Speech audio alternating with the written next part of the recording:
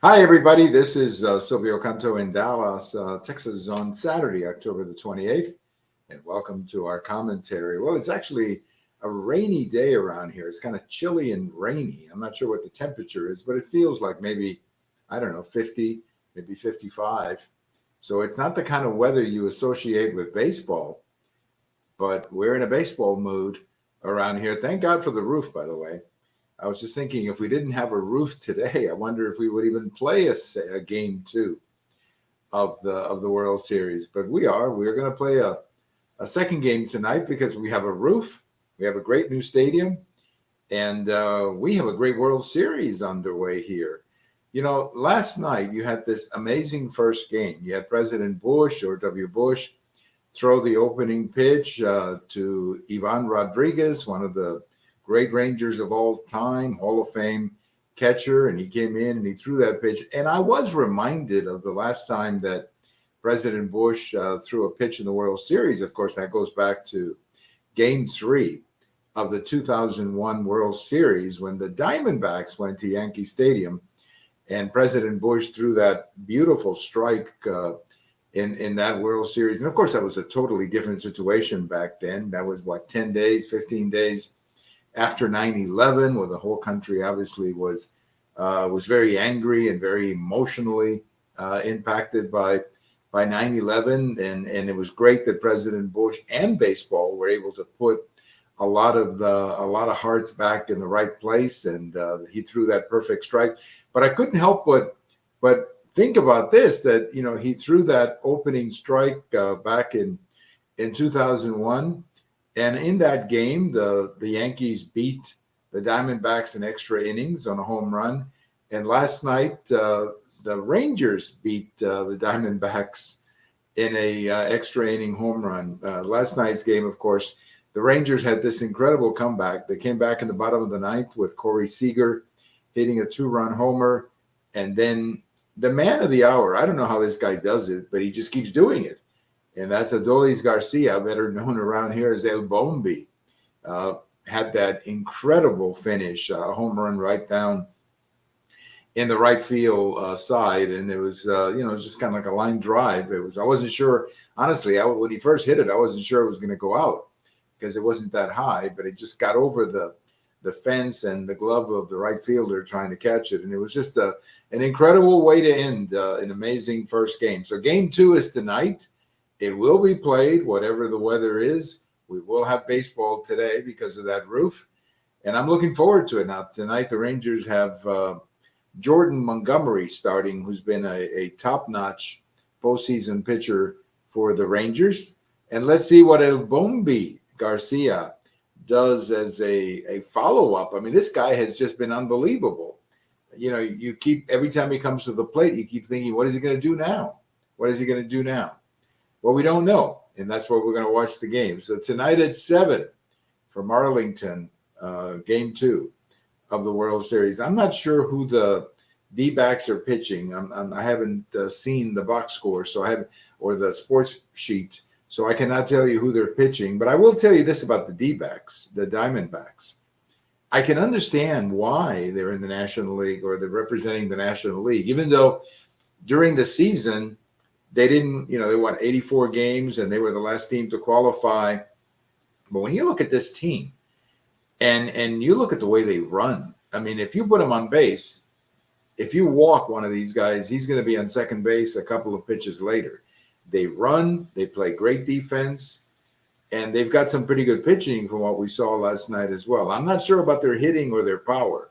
That part I'm not exactly sure about. But as far as their ability to steal bases, man, they're the best, and they will just run you to death. And that's why I think they were able to beat some veteran teams like the Dodgers and the Braves, because they'll just run you to death. That they'll just they go from first to third and they score. And last night, for example, they scored 3 runs 1 inning, and they didn't really hit the ball hard. There was one ball that was hit hard. The rest of it was just perfectly placed ground balls that, when you run like they do, become a real problem for the other team. So I wasn't sure about the D-backs. We just didn't know that much about them. But from what I saw last night, that is a good team. That is really a good team, and I can certainly understand why they're in the World Series. Well, let's talk a little bit about politics. I have a post over at the American Thinker today, Saturday morning, and I'm telling you in that post that I'm going to dress up as Hakeem Jeffries for Halloween. I'm going to dress up as Hakeem Jeffries. Hakeem Jeffries, of course, is the Democrat, the Democrat leader in the House. I'm not exactly sure what you call him. I think you call him the minority leader. Maybe that's the Senate. But he is the top Democrat in the House. And, he's a very well-spoken guy. He speaks really well. He's pretty good, actually. When he gets behind the microphone, he's actually pretty good, very eloquent. But Hakeem Jeffries has a history of election denying. So I'm going to dress up as Hakeem Jeffries, election denying. And I've got 13 different quotes from Hakeem that I'm going to be saying as I go around from house to house on Halloween. And if you want to read these quotes, they're in my American Thinker post. But Hakeem did a lot of election denying when it came to President Trump. And, the key here is, and I know that politicians will say things, and I can understand that. But what is really interesting about election denying, not necessarily defending President Trump, but what always amazes me about election denying is how much of a one-way street it has become. There are videos and videos of Democrats denying the election of 2016, denying the election of 2000, 2004. Remember, Bush was illegitimate and they didn't want to count the votes in some states in 2004, namely Ohio. They were saying that there was something wrong. So they've done a lot of election denying over the years, these Democrats, but nobody seems to get angry about it. Nobody seems to care about it. And that's why, I decided to dress up, or I'm going to dress up as Hakeem Jeffries, election denier for Halloween. So if you see a guy out there with a Hakeem Jeffries mask reading about election results or illegitimate presidents, that's me. That's me going around talking about election denying. Well, we have a new speaker, Speaker Johnson. I don't know much about him. I know he's from Louisiana, but what I've seen so far, I like. He's well-spoken, presents his case very well. And I think the key, of course, is what happens over the next 30 days when they negotiate. But I can tell you this, if I can give the speaker a little bit of advice, this is what I would say. Number one, you're going to have to handle the different spending requests individually, meaning Ukraine should be up and down. Israel should be up and down. And then, of course, the border. They need to do more on the border. And the idea that you put it all in a package, I don't think that's going to fly. And it shouldn't fly. So I hope the speaker will insist on having an up and down vote on Ukraine and an up and down vote on the border.